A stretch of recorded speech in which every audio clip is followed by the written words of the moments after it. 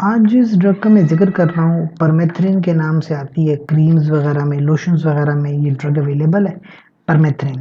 और ख़ासकर क्रीम या लोशन है तो जिल्द पे इस्तेमाल किया जाता है। जिल्द में हमारे पास एक डिजीज़ आती है जिसको हम स्केबीज़ कहते हैं।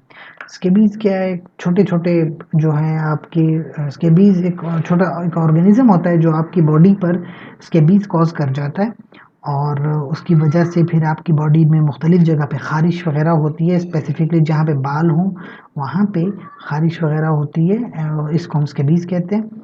तो इसको दूर करने के लिए हम जो है परमेथ्रिन का इस्तेमाल करते हैं। इसका क्रीम या लोशन होती है, पूरे जिस्म पर उसको अप्लाई किया जाता है, फिर नहा लिया जाता है। चेहरे पे अप्लाई नहीं करना और फिर इस तरह डेली जो है हम ये काम करते हैं और इससे क्या होता है कि हमारी जिल्द जो है वो स्कैबीज़ से पाक हो जाती है। सो एडवर्स इफ़ेक्ट जैसे हर ड्रग के होते हैं, इसके भी थोड़े बहुत एडवर्स इफ़ेक्ट हो सकते हैं। प्रोराइटिस वगैरह जिनको एलर्जी वगैरह हो और सबको नहीं होते।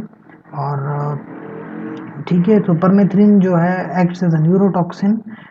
ये इसकी फार्माकोलॉजी है, but if you want to learn the detailed pharmacology आप यूट्यूब पर जाकर शबनूर मेडिसिन को सर्च कीजिए, आपको डिटेल फार्माकोलॉजी मिलेगी। फ़िलहाल आपको इतना ही पता हो कि जो आपके पास हमने कहा कि छोटा-सा इंसेक्ट होता है, जो कि एक पैरासाइट है, उसको किल करने के लिए फिर ये परमेथ्रिन का ही इस्तेमाल किया जाता है।